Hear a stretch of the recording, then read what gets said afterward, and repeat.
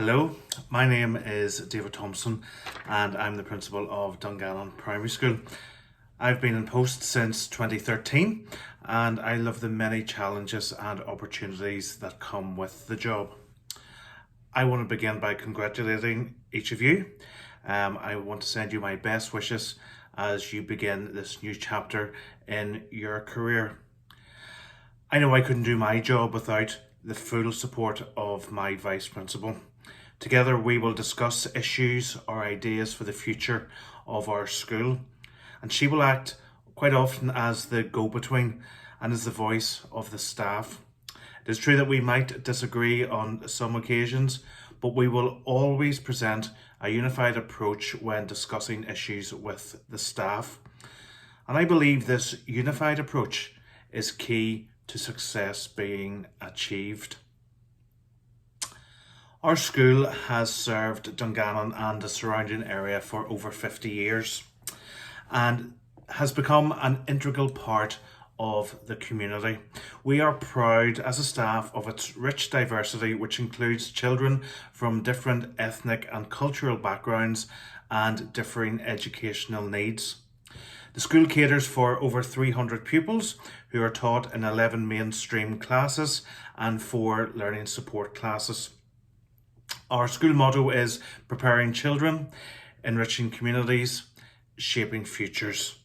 And as educational facilitators, we believe that each pupil is valued and should be given the opportunity to reach their full potential in a caring and nurturing environment. I'm not sure what your thoughts are in relation to COVID-19 and the impact this has had on children and their learning, their attitudes, their emotional and social development, or indeed how COVID-19 has impacted upon relationships amongst staff. After 2 lengthy periods of lockdown, I could see at firsthand how this can impact negatively. Staff meetings would have taken place virtually. The staff room had a maximum capacity of 5 people at any one time, resulting in some teachers eating their lunch in their own classrooms and not having the opportunity to collaborate with their colleagues. Team teaching was put on hold. Children attending our learning support classes were unable to integrate with mainstream classes because of the bubble system we had in place. School assemblies were held online. School meals were served in the classrooms.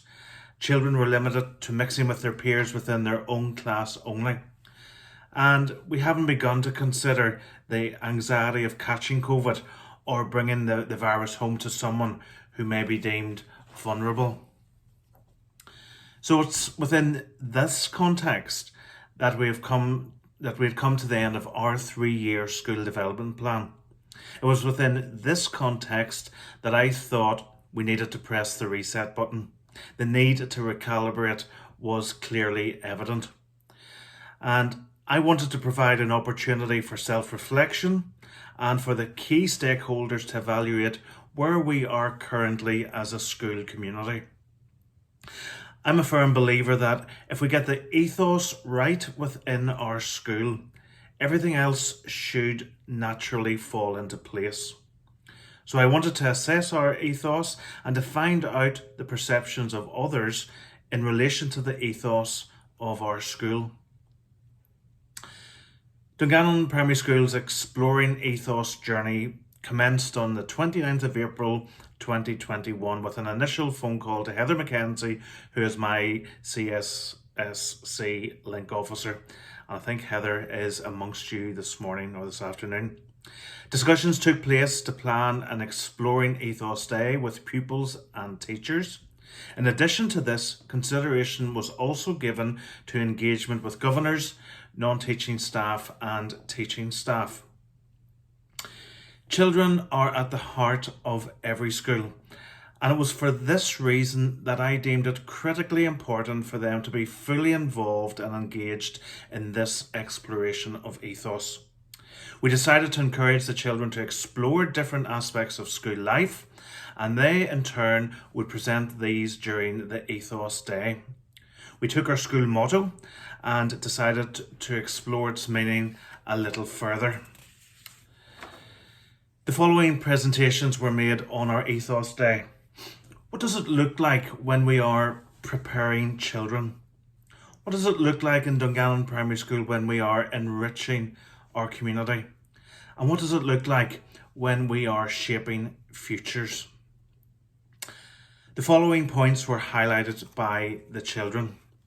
At Dungannon Primary School, children are prepared to engage effectively in all learning activities, to develop positive relationships, to enhance social and communication skills, to identify personal strengths and areas for potential development, to develop a positive attitude to learning, to identify and celebrate success, to develop mutual understanding and respect for people of different faiths, religions, and cultures.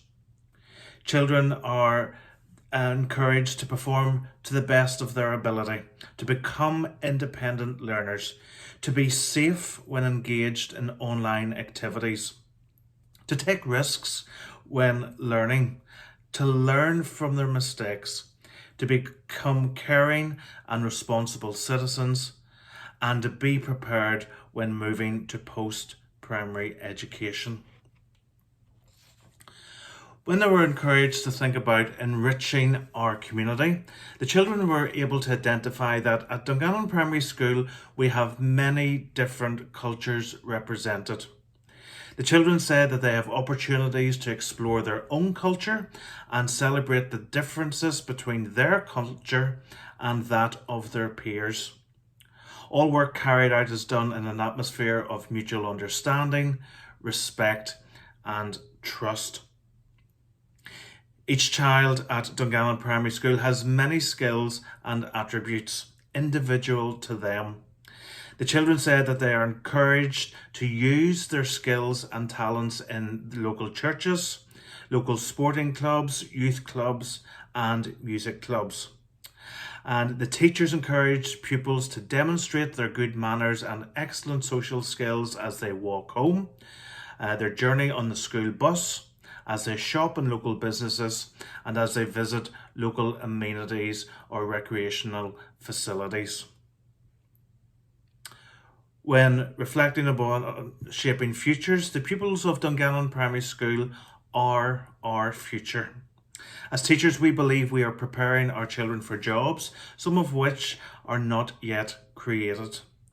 The workforce within Dungannon Town, the surrounding areas, and further afield will be enhanced greatly by the many skills and attributes offered by individuals who once attended our school. The pupils said that they were encouraged to set their own goals, appreciate their strengths and talents, and realise that they can make a huge contribution both now and in the future. The classes were also encouraged to consider and present a number of different presentations. And the following were presented by Primary 6. They were describing what is the history of our school. Primary 2 pupils talked about what happens in Dungannon Primary School each day. Primary 1 pupils were telling us what do different members of staff do in school. Primary 4 were telling us about their dreams for Dungannon Primary School. And Primary 3 were talking about what do we need to do to achieve our dreams. So you can see that all classes contributed at some point during the day. The presentations were uploaded onto YouTube and could be viewed by the whole school, with the children remaining within their class bubble. During the day, we also encouraged each class to consider and discuss the following questions. Why do you go to Dungannon Primary School? What does it mean to you to wear the Dungannon Primary School uniform? What does our school badge mean? What would you like to be when you grow up? Who in school can help you to achieve your goals? Who can help you if you're having difficulty with your work or with friendships?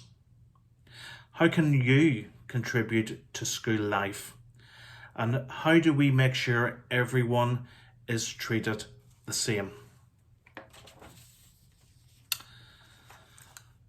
All staff and governors completed an anonymous questionnaire.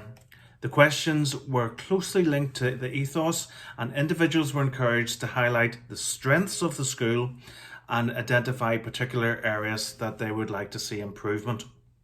Individuals were encouraged to comment on the following: relationships amongst staff, levels of communication within the school, if they felt encouraged to contribute, their perception of their role within the school setting, if they felt valued as a member of staff. With every self-evaluation process, there comes a health warning, because people are not always going to write what you expect them to write. The worst thing to do is to sweep everything under the carpet and hope that it will go away. The strong leader will deal with any raised issues with the hope of achieving a shared understanding and a resolution. So, following the review of the submitted questionnaires, I met with all teachers individually and had the opportunity to discuss the current strengths of the school and address any issues that individual staff members may have had. I also spoke on an individual basis with all non-teaching staff also. It is important to note that ethos is created collectively, and each person has a responsibility to contribute positively to this. This point was made during those one-to-one sessions, and it was reported back that the staff appreciated their time to air their concerns or frustrations and had the opportunity to work with senior management to ensure a resolution was found and a plan was put in place for moving forward. One example would be that of the management structure within the school. After a discussion, it was agreed that any teacher with at least one management allowance point would sit on the senior leadership team. Each subject coordinator would create a curriculum team, which would have representation from each key stage and our learning support unit. The curriculum teams would meet on at least one occasion each half term. Recommendations made at these meetings would be presented to the senior leadership team. Subject coordinators would discuss final decisions to teachers during a planned staff meeting. And this revised restructuring provides the teachers with a greater sense of ownership, resulting in higher levels of success being achieved. During the Exploring Ethos Day, the children made some fantastic contributions to the questions presented to them. The staff met together to consider these contributions and to explore further the four main contributors to ethos: climate, high expectations, atmosphere of fairness and equity, and external partnerships. Using these contributions, the staff were given the challenge to develop a statement of ethos that is reflective of Dungannon Primary School and which is truly inclusive and embraces everyone within the school. 4 statements were written, these 4 statements were then presented to the governors, who chose 2 statements which would be presented to staff, pupils and parents. And a vote was carried out, and the following statement was agreed by the majority. At Dungannon Primary School, we endeavour to support, educate and cherish each and every child in a nurturing and inclusive environment where we celebrate our successes. Now that our final statement of ethos is confirmed, it is important for us to consider how this is articulated internally in the school and externally to the wider community. We want to ensure this ethos is reflected accurately through our school policies, for example, our anti-bullying policy, safeguarding policy, RSE policy, to name but a few. How do we listen to the voice of the child and act upon their genuine requests for positive change? We're currently working with the school council to see how we can improve what we have to offer here in school, but we want to see what we can contribute to enhance life experiences within the local community. And recently, the children requested a food collection, and as a result of that request, a huge donation was forwarded to one of our local food banks. As a school, we will continue to affirm the ethos of the school as it embeds within all aspects of school life, and we will work hard as a school community to ensure we are all reflecting our school's ethos statement. I believe this was a very useful and thought-provoking exercise, and one that has given all staff a deeper appreciation of what is on offer here at Dungannon Primary School. Now that a clearer understanding of our ethos has been obtained, we will work together to review and articulate my vision for the school. We will create a mission statement which will reflect both the vision and the ethos. Now, this really was a whistle-stop tour of the work we did within this particular area, but I hope you were able to get a sense of what has been achieved here at Dungannon Primary. Joe, this isn't a tick box exercise.